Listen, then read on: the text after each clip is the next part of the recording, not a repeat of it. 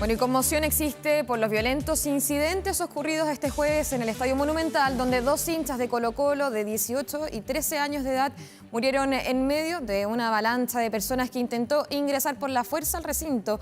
Para hablar primero de este tema y también, obviamente, de la intensa agenda política, estamos con el jefe de la bancada del Partido Socialista, el diputado Juan Santana. Diputados, muy buenos días. Muy buenos días, Agustina, Davor, gracias por la invitación. Bueno, bienvenido, diputado. Partamos hablando de lo que ha sido el tema de las últimas horas, la seguridad en los estadios, lo que pasó en el Estadio Monumental.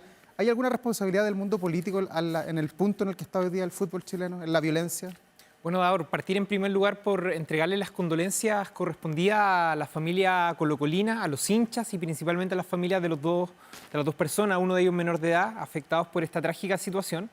Efectivamente, yo creo que es necesario buscar responsabilidades, no solamente políticas, sino que administrativas. Entiendo que renunció la encargada del programa Estadio Seguro. Y naturalmente el que las decisiones desde un tiempo a la fecha sean suspender los partidos, a mí me parece que solamente es prolongar y postergar los problemas. Acá no se pueden no generar condiciones seguras para que los hinchas asistan al estadio. Este fue un problema hace algunas décadas atrás. Quienes somos hinchas, además socios de algunos clubes de fútbol, lo sabemos muy bien. Pero naturalmente suspender partidos, como se ha hecho en la última semana en el fútbol chileno, suspender partidos solamente dista relación con prolongar problemas que lo que necesitan justamente es generar condiciones de seguridad para que las familias asistan en tranquilidad a los estadios. Y naturalmente en eso hay una responsabilidad también del mundo político, porque es el mundo político, entre otras cosas el Ministerio del Interior, el que tiene que garantizar condiciones de seguridad también para que la gente asista a los estadios.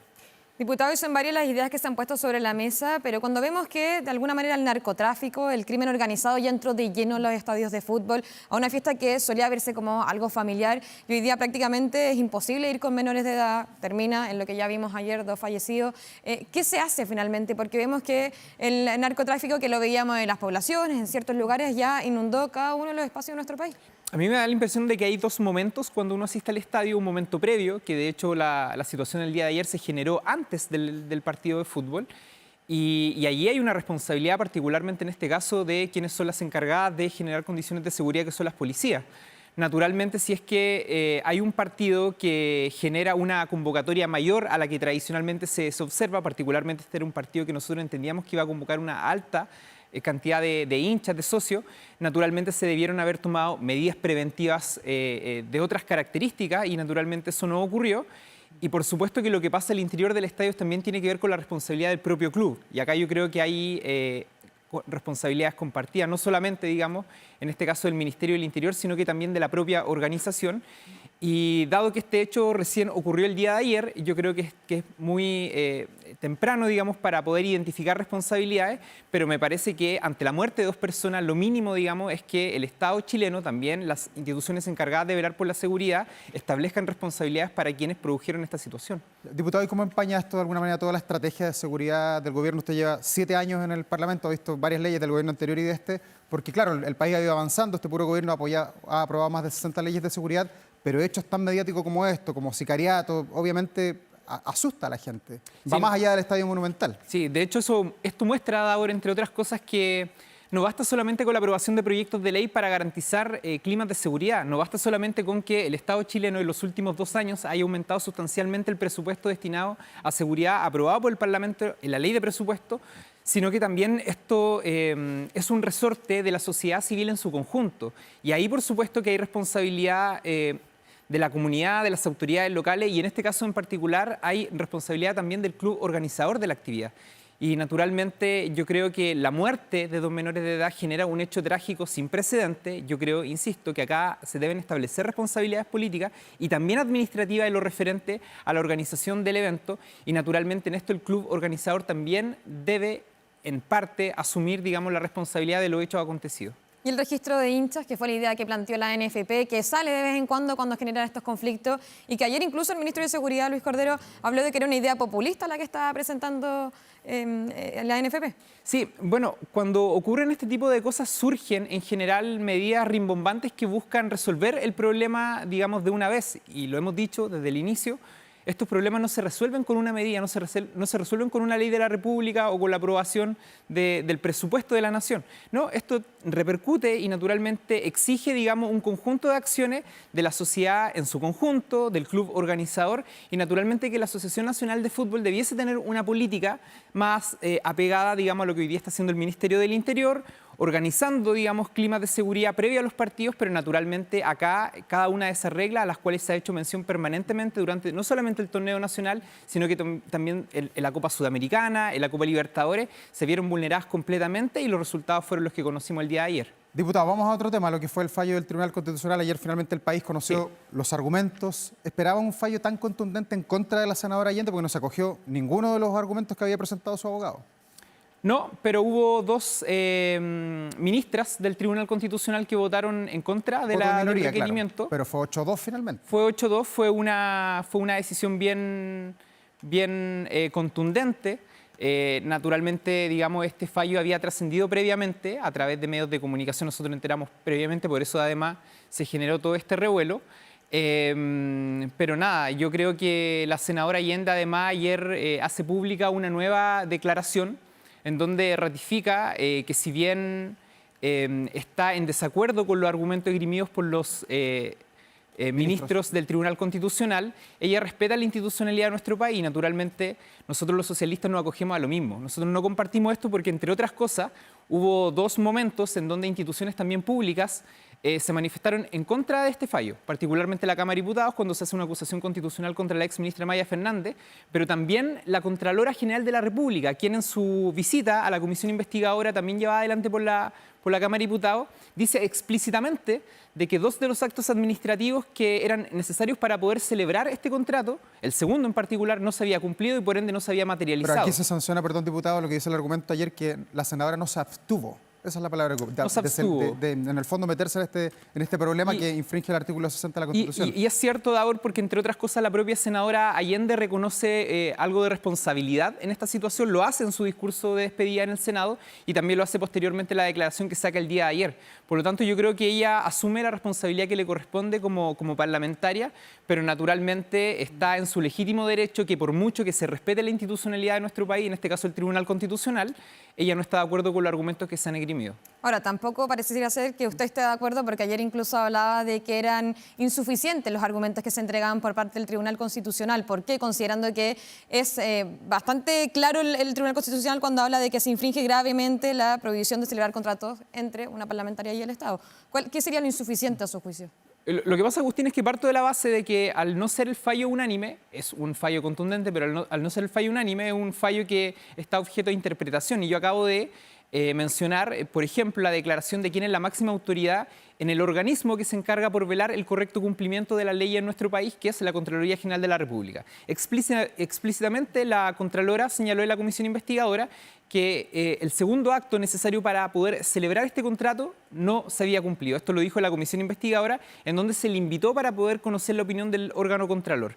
Naturalmente, eso deja la puerta abierta a hacer un sinnúmero de interpretaciones. Yo he conversado con profesores constitucionalistas que me han señalado, por ejemplo, la existencia del decreto de ley del año 79, en donde se hace una separación en las exigencias que se establecen cuando se celebra un contrato entre una institución pública con un privado versus un público con un público o un privado con un privado, y estas exigencias son mayores. Por lo tanto, a mí me parece que el argumento jurídico, la discusión jurídica puede ser una discusión que está abierta. El Tribunal Constitucional ha fallado y nosotros vamos a respetar esa decisión, pero naturalmente eso no nos omite a tener una discrepancia respecto al fallo que han tomado los miembros del Tribunal Constitucional. Sí, esto y está muy bien, me parece. Lo que pasa es que acá hay una diferencia entre, por ejemplo, lo que hace Contraloría con lo que hace el Tribunal Constitucional, porque acá el Tribunal Constitucional es bien claro en decir en que más allá de que no se haya celebrado el contrato, más allá que haya faltado este decreto supremo, lo que vale aquí es la voluntad que existía por parte de la parlamentaria, y bien pone ejemplos el Tribunal Constitucional en cuando por ejemplo, ella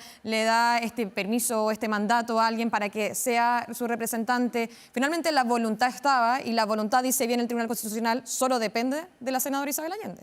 Sí, pero el mismo fallo, Agustina, yo lo estuve leyendo el día de ayer, son 80 páginas, estamos revisando gradualmente, digamos, su contenido, pero el mismo fallo señala ayer que el principio de la buena fe en el acto, digamos, no se había vulnerado.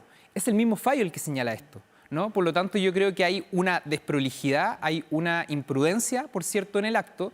En eso han habido responsabilidades políticas que se han hecho valer por parte del presidente de la República, pero naturalmente yo no creo que haya existido una mala fe en la senadora Allende a la hora de llevar adelante este acto. Había un propósito, una política pública que buscaba entregarle un valor patrimonial a 2 casas de expresidentes de la República para abrirle al país, abrirle a los turistas, abrirle a las comunidades educativas, entre otras cosas.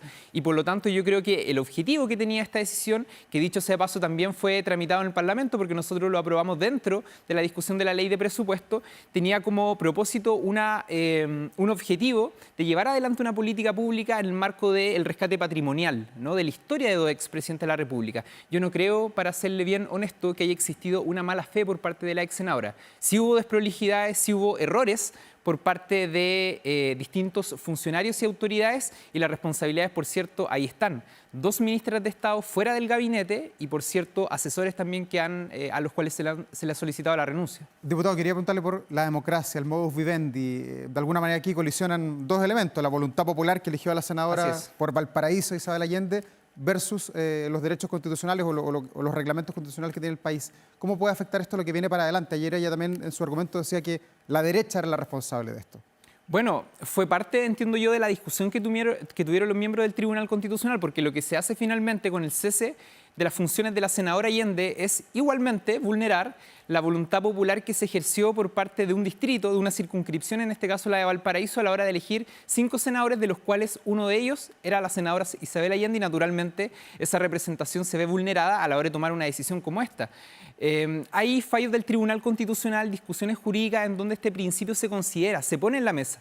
Naturalmente acá, al parecer, el argumento de los errores que se cometieron en vulneraciones a leyes de la República fue mayor a justamente el principio al cual usted hace mención, Hurtado. ¿Y eso puede afectar la convivencia, por ejemplo, al interior del hemiciclo? Uno esperaría que los parlamentarios, ya que no hay mayoría de ningún otro lado, tengan la capacidad de llegar a acuerdo. Esto, que es un hito, que va a marcar obviamente los derroteros políticos de la democracia, ¿va a afectar el mirarse a los ojos, el generar confianza en otro proyecto? Usted tiene razón, porque esto establece una jurisprudencia que además puede generar un debate, un diálogo en torno... mire, el día de ayer algunos colegas hicieron un anuncio respecto a la revisión de una situación que fue denunciada por un medio de comunicación en donde parlamentarios eventualmente están involucrados en contratos suscritos con el Estado. Nosotros fuimos bien claros desde la bancada, desde nuestra formalidad, en señalar de que vamos a esperar justamente, en primer lugar, los argumentos de los integrantes del Tribunal Constitucional para saber, digamos, cuál es la jurisprudencia que se establece, pero por otra parte también conocer en detalle si es que estos datos, información que se dieron a conocer a través de un medio de comunicación, digamos, son precisos. Algunos colegas han señalado de que esta situación se generó antes de su condición como parlamentario, y naturalmente yo creo que ante cualquier requerimiento uno tiene que ser en esto bastante serio y formal, pero naturalmente esto establece una jurisprudencia. Y yo creo que la desconfianza, el desánimo entre los colegas se genera también por otras cosas, por ejemplo, por el hecho de que se produzcan filtraciones y se sigan produciendo filtraciones acerca de fallos de un organismo tan importante como el TC. Eso genera desconfianza porque no sabemos también cómo se hace, a través de qué canal y cuál es el propósito que hay detrás de eso. Y yo creo que eso sí vulnera lo delicado que está el estado actual de nuestra institucionalidad política, de nuestro sistema político. Eso lo deteriora y naturalmente yo creo que ahí también hay que buscar responsabilidades. Pero, diputado, ¿no es delicado al revés que se ignore una norma tan básica como de este tipo? O sea, uno pensaría que los parlamentarios, diputados, senadores, están al tanto de la Constitución, sobre todo cuando mira una parlamentaria que tiene más de 30 años de trayectoria. ¿Usted es periodista, por ejemplo, conocía el artículo 60? O sea, cuando nosotros llegamos al Parlamento, nosotros tenemos claro cosas que son bien básicas. Por ejemplo, que no podemos recibir recursos provenientes de otra institución pública. Sabemos que no podemos celebrar contratos con instituciones públicas. Eso yo diría que casi es de sentido común. Acá yo creo que se soslayó completamente esa situación. Se soslayó por parte de las autoridades en referencia, pero también por parte de una serie y una cantidad importante de funcionarios y funcionarias que, entre otras cosas, cumplen ese rol. Pero, Agustina, las responsabilidades están ahí.